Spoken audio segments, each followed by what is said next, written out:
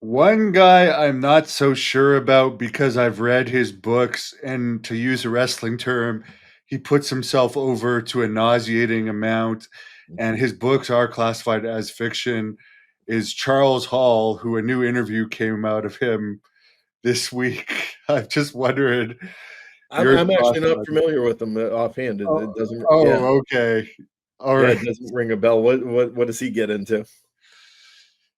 He alleges that he was a weatherman in one of the areas around Area 51, and he was a weatherman on a base for tall white aliens over a period of years, and he was the only one that could last because of his special ways that he would react to seeing them, that he would never get scared. I He think talks in his books he was a great fighter, and he's also a genius and has come up with a proton theory, and he's incredibly intelligent, he'll tell you.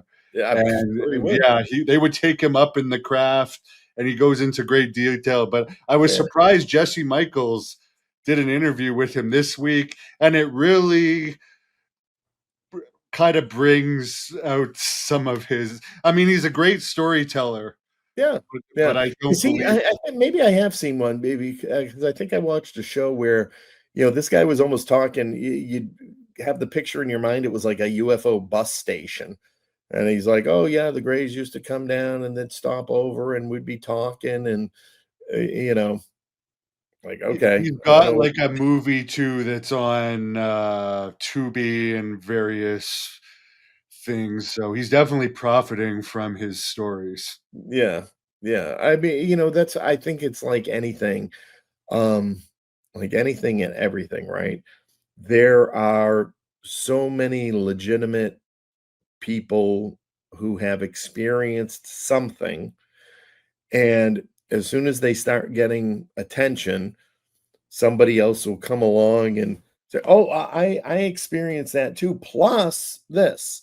And then, "Oh, and I'm even more special than those 2 because I also got, this, that, and the other."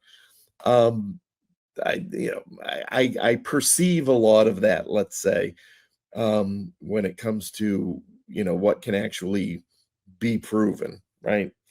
And believe me, I sit back with these papers, Amble, all the time, and I'm like, "Oh, I should just come up with some fantastic metaphysical story about how they manifested or, whatnot." I said, "I'd have more attention from them."